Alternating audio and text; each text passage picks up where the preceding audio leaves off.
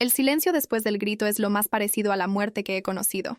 Estaba en el suelo del baño, con el vestido de fiesta arrugado bajo mi cuerpo, sintiendo el frío de los azulejos filtrarse hasta mis huesos. No era un frío normal, era un frío que venía de adentro, un invierno repentino que había congelado mi alma. Afuera, las últimas risas de la despedida de soltero de Alejandro se apagaban, llevándose con ellas la última pizca de la mujer que yo era. Mi cuerpo no me pertenecía, se sentía como un territorio invadido, un mapa de un país extranjero que alguien había quemado. Y en mi mente, una sola frase se repetía como un eco sordo, una sentencia. Esto no puede ser real. Pero lo era. El dolor, la humillación, la presencia de Ricardo que aún parecía impregnar el aire. Y yo, en el silencio de ese baño, me rompí. Me rompí en pedazos tan pequeños que no sabía si alguna vez encontraría la forma de volver a unirlos. Antes de que te cuente cómo llegué a ese punto sin retorno, cómo el hombre que amaba se convirtió en un extraño para mí, déjame pedirte que, si esta historia resuena contigo, te suscribas al canal y me digas desde qué parte del mundo me estás escuchando. Tu presencia aquí significa mucho para mí. Hace apenas unos meses, ese mismo apartamento era nuestro santuario, un caos bendito de cajas de cartón, listas de invitados pegadas en la nevera y el olor a pintura fresca. Cada objeto era un símbolo de nuestro futuro. Construíamos un hogar, pero más que eso, construíamos una vida. Pasábamos las noches sentados en el suelo, rodeados de burbujas de plástico, comiendo pizza directamente de la caja y riendo hasta que nos dolía el estómago.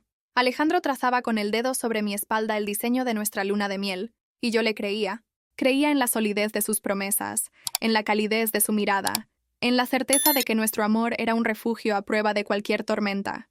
Éramos jóvenes, estábamos enamorados, y el mundo parecía un lugar hecho a la medida de nuestros sueños. La felicidad era algo tan simple y tan presente que casi podías tocarla, como el polvo que bailaba en los rayos de sol que entraban por la ventana. Para mí, Alejandro no era solo mi prometido, era la pieza que completaba el rompecabezas de mi vida. Crecí en un hogar donde el afecto era condicional y la estabilidad, una palabra extraña. Él fue la primera persona que me hizo sentir segura, verdaderamente vista. Su bondad no era un espectáculo, era su estado natural, la forma en que hablaba con su madre por teléfono, la paciencia con la que me escuchaba hablar de mis proyectos de arquitectura, la manera en que su mano siempre encontraba la mía en el cine. Él era mi ancla, mi puerto seguro en un océano que a menudo me había resultado hostil. Lo amaba con una devoción que rozaba lo sagrado, porque en él veía la promesa de un amor tranquilo, de un futuro sin sobresaltos. Él era la certeza que yo necesitaba, el hombre que me había enseñado que el amor podía ser un lugar de descanso y no un campo de batalla. Quizás por eso siempre sentí la necesidad de protegerlo, de proteger nosotros. Me había autoimpuesto el papel de la roca, la que absorbía los golpes silenciosamente para que la estructura de nuestra felicidad no se viera comprometida. Odiaba el conflicto. Me aterraba la idea de que una palabra equivocada o una emoción negativa pudiera abrir una grieta en nuestro paraíso. Así que aprendí a tragarme mis frustraciones, a minimizar mis miedos, a sonreír cuando por dentro sentía un nudo. Creía, en mi ingenua arrogancia, que el amor significaba proteger al otro de la fealdad del mundo, incluso si eso implicaba anularme a mí misma. Pensaba que mi fuerza residía en mi capacidad de aguantar, sin darme cuenta de que cada problema que enterraba en silencio se convertía en una raíz podrida bajo los cimientos de nuestra relación. Y esa noche, la noche de la fiesta, esa creencia se convirtió en mi condena. Mientras yacía en el suelo del baño, la decisión se formó en mi mente con una claridad aterradora y definitiva. No le diría nada a Alejandro. No podía. No podía ser yo quien borrara la sonrisa de su rostro, quien destruyera la imagen idílica que tenía de Ricardo, su mejor amigo, su hermano, el padrino de nuestra boda. Contárselo sería como detonar una bomba en el centro de nuestro mundo, y los escombros nos sepultarían a ambos. Así que elegí el silencio. Elegí cargar con la vergüenza, el dolor y el trauma como un secreto envenenado. Me levanté, me miré en el espejo y le prometí a la extraña que me devolvía la mirada que actuaría normal. Me casaría con el hombre que amaba y fingiría que esa noche, la noche en que me rompieron, nunca había existido. El silencio se instaló entre nosotros como un tercer habitante en el apartamento. Era un silencio denso, pesado, que ocupaba el espacio que antes llenaban nuestras risas. Yo me movía por la casa como un fantasma, y él me observaba con una mezcla de preocupación y una creciente impaciencia que no se atrevía a expresar. Cada gesto suyo, por más inocente que fuera, se sentía como una amenaza. Si su mano rozaba mi espalda al pasar por el pasillo, mi cuerpo se tensaba involuntariamente. Si intentaba abrazarme por la noche, yo contenía la respiración hasta que él se dormía, fingiendo un sueño profundo que en realidad era una vigilia aterradora. Me convertí en una experta en el arte de la evasión, creando excusas para no estar a solas, para no tener que enfrentar la tortura de la intimidad.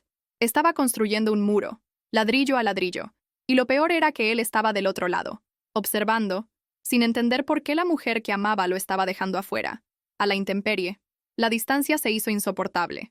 Él pensaba que eran los nervios prematrimoniales, una fiebre de novia, como la llamaba su madre.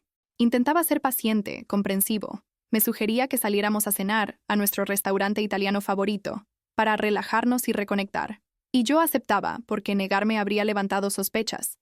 Así que me sentaba frente a él, con una copa de vino en la mano y una sonrisa pegada en el rostro que no me llegaba a los ojos.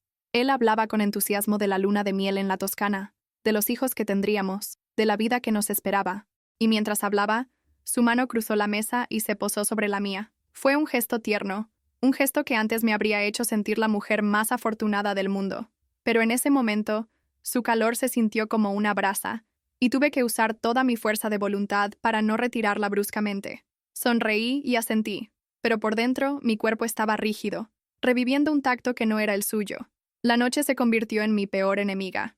El agotamiento me vencía, pero el sueño no era un refugio, era una trampa. Una noche el terror me encontró. Soñé con manos que no eran las de Alejandro, con una fuerza que me inmovilizaba, con una voz susurrando cosas horribles en mi oído.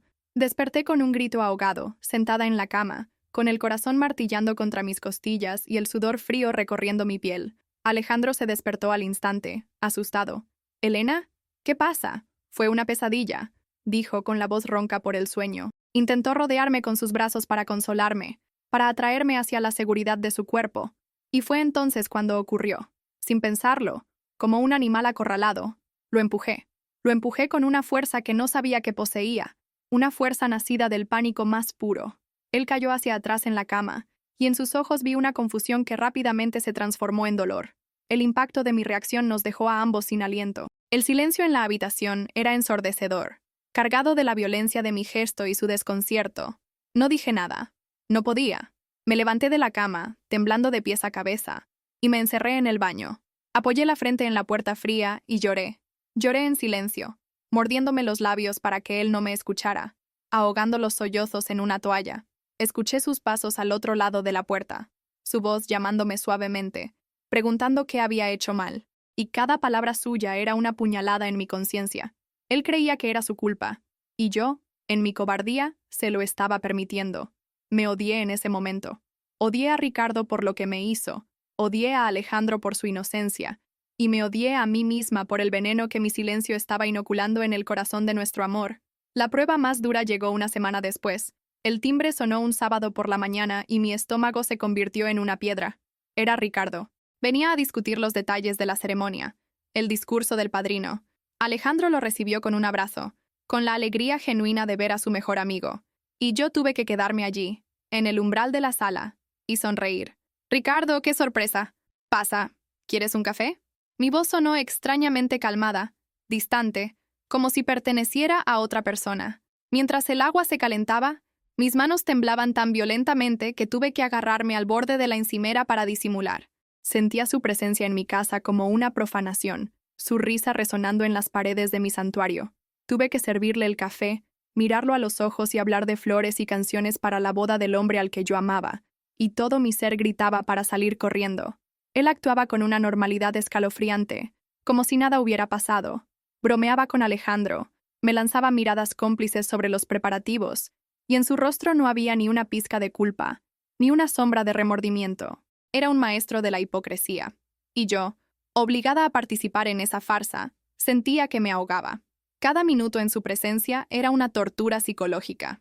Analizaba cada uno de sus gestos, cada palabra, buscando una señal, algo que delatara al monstruo que yo sabía que era. Pero no había nada. Para Alejandro, él seguía siendo el amigo leal, el hermano de otra sangre. Y al verlos juntos, riendo como siempre, una nueva y terrible sensación comenzó a crecer en mí: la soledad. Estaba completamente sola en mi dolor, atrapada en una realidad paralela que solo yo podía ver. Las semanas que siguieron fueron un lento descenso al infierno. Me sentía desconectada de todo, de mi trabajo, de mis amigos, y sobre todo, de Alejandro. El amor que sentía por él estaba todavía allí, pero sepultado bajo capas de miedo, vergüenza y un resentimiento que no me atrevía a nombrar. Una noche, incapaz de dormir, me levanté y fui a la sala. Necesitaba desesperadamente reconectar con el hombre del que me había enamorado, con el recuerdo de nuestra felicidad. Encontré una vieja caja de madera donde guardábamos fotos y recuerdos. La abrí, buscando una imagen, una carta, algo que me recordara por qué estaba luchando, por qué soportaba este calvario. Mis dedos pasaron sobre fotos de nuestras primeras vacaciones, de fiestas universitarias, de momentos sencillos y felices. Fue entonces cuando las encontré.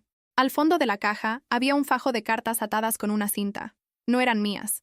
Eran cartas que Alejandro se había intercambiado con otro amigo de la infancia, de la época en que vivían en ciudades diferentes. La curiosidad, o quizás una desesperada intuición, me llevó a leerlas. Eran cartas llenas de anécdotas juveniles, de sueños y preocupaciones. Y entonces, en una de ellas, vi su nombre, Ricardo. Mi corazón se detuvo. Seguí leyendo, con las manos temblorosas. Alejandro le contaba a su amigo que estaba preocupado por Ricardo, que había tenido un problema con una exnovia en una fiesta.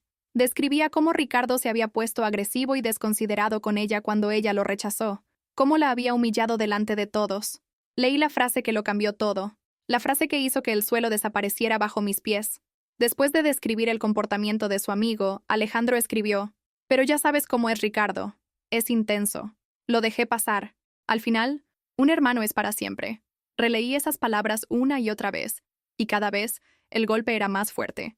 La ceguera de Alejandro no era inocencia, era una elección. Él sabía de lo que Ricardo era capaz, quizás no de la misma magnitud, pero conocía la semilla de la oscuridad que habitaba en su hermano, había visto una bandera roja, una señal de alarma, y había decidido conscientemente mirar hacia otro lado. Lo había justificado, lo había perdonado en nombre de una lealtad mal entendida. Y en ese instante, el mundo que yo había estado tratando de proteger con mi silencio se hizo añicos. ¿Te está gustando esta historia? Deja un like y suscríbete al canal. Ahora continuamos con el vídeo. La revelación me golpeó con la fuerza de una traición mucho más profunda que la de Ricardo. Lo que Ricardo me hizo fue un acto de violencia brutal, pero lo que leí en esa carta fue una traición silenciosa, una complicidad pasiva que había existido mucho antes que yo.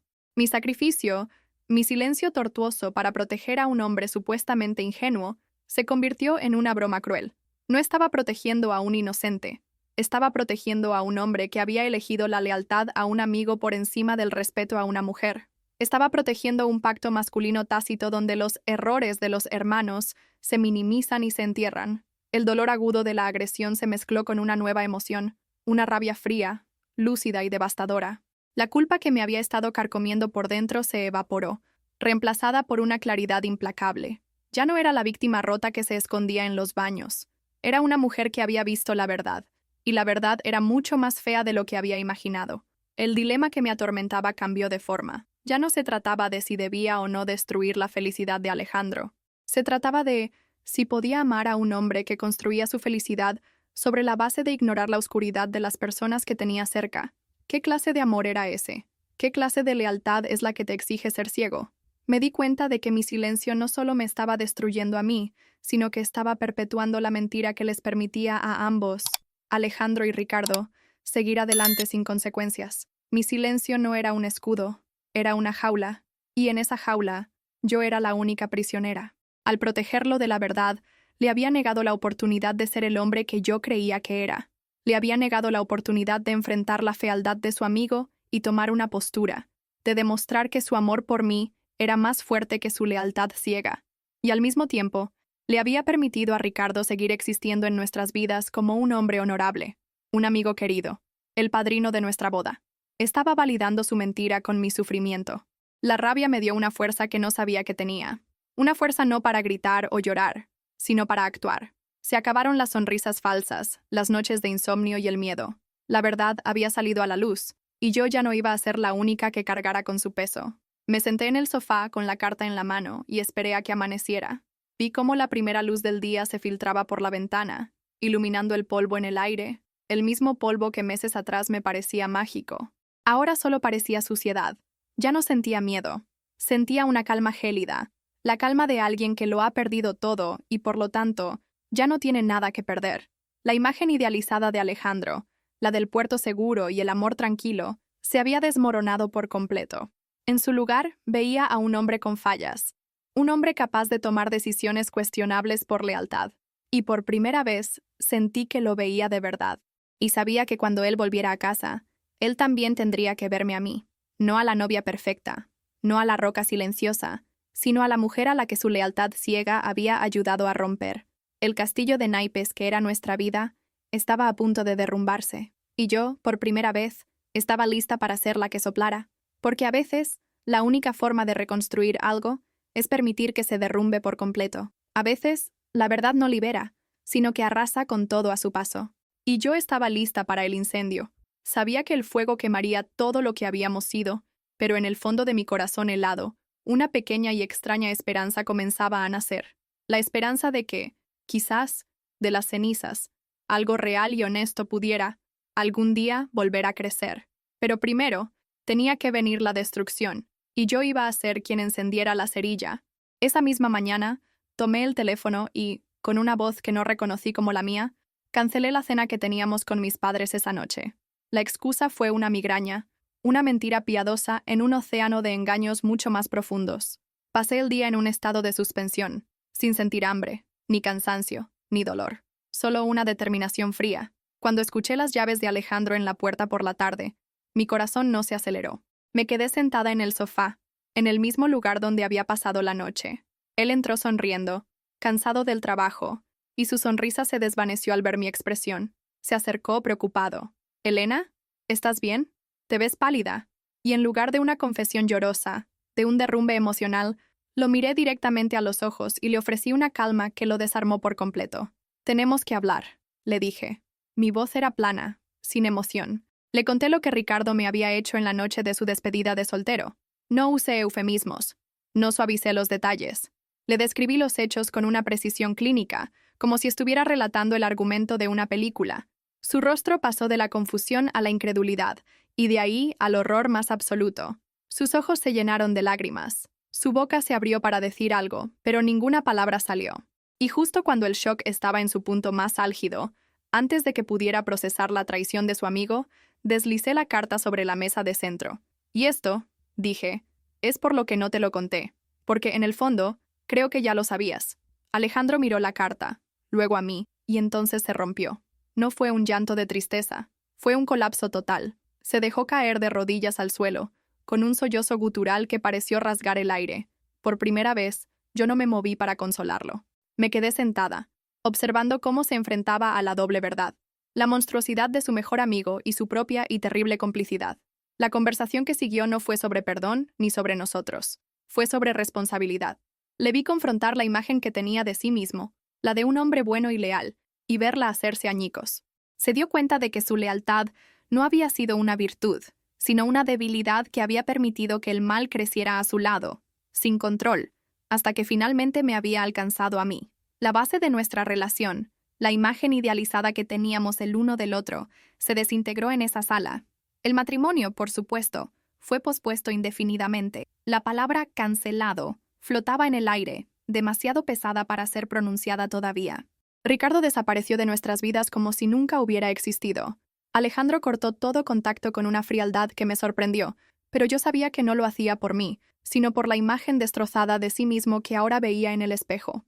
Nuestra euforia fue reemplazada por un silencio pesado, pero era un silencio diferente al anterior. Este era un silencio honesto, un espacio vacío donde las mentiras ya no podían crecer. Empezamos a ir a terapia, primero por separado, luego juntos. Las sesiones eran brutales. Espacios estériles donde diseccionábamos nuestras fallas y heridas sin anestesia.